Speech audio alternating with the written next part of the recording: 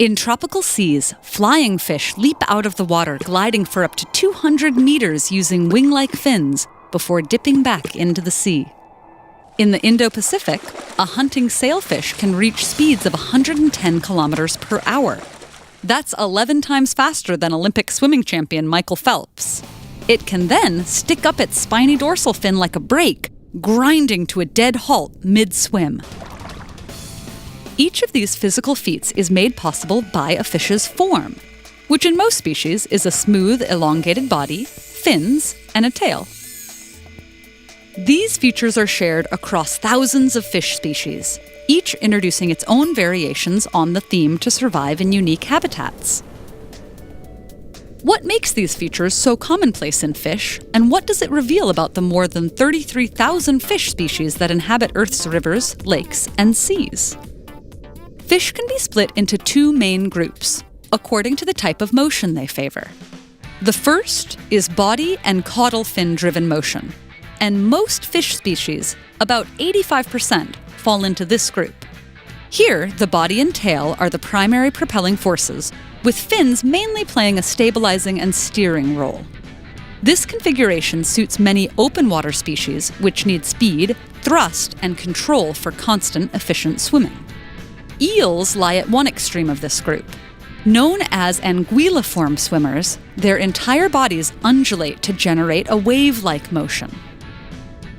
Compared to anguilliform fish, species like salmon and trout, known as subcarangiforms, use about 2/3 of their body mass to generate motion, while carangiform swimmers, such as mackerel, only use about 1/3.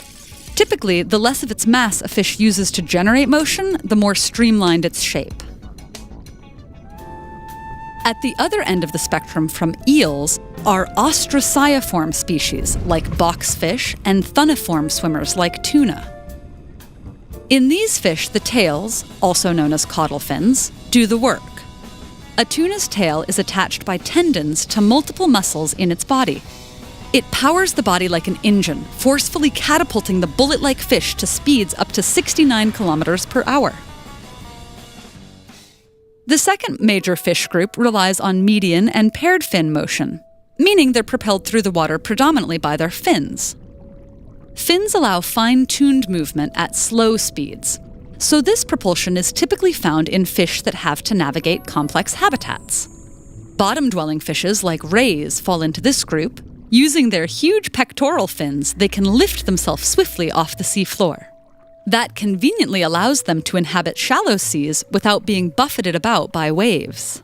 Similarly, shallow water flatfish use their entire bodies as one big fin to hoist themselves up off the sand. Ocean sunfish lack tails, so they move around slowly by beating their wing-like median fins instead. Similar movements are shared by many reef species, like the queen angelfish, surgeonfish, and wrasse.